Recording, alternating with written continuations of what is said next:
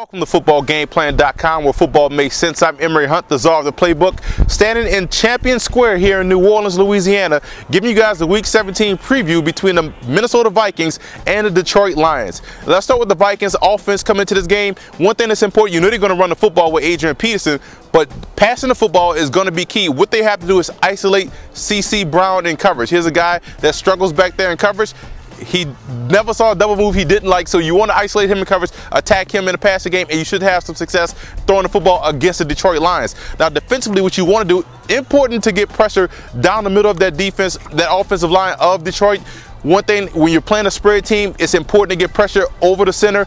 Dominic Raiola is a guy that's struggling back there in pass pro and in run blocking, so it's up to the Williams boys, Kevin and Pat Williams, to get pressure down the middle, cause problems throughout that whole spread offense if you get pressure from the A-gap over the center.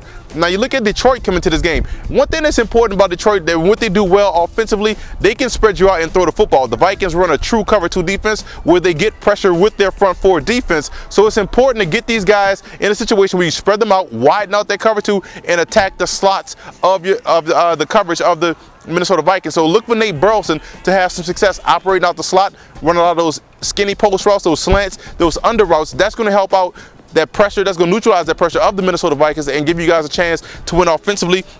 And the most important aspect, you talk about your defense, I look at your interior defensive line against the Vikings offensive line. The Vikings run downhill more than any team in the league, and if Ndamukong Suh and Corey Williams and company can dominate up front, beat the Vikings to the point of attack at the defensive line, is going to help out tremendously.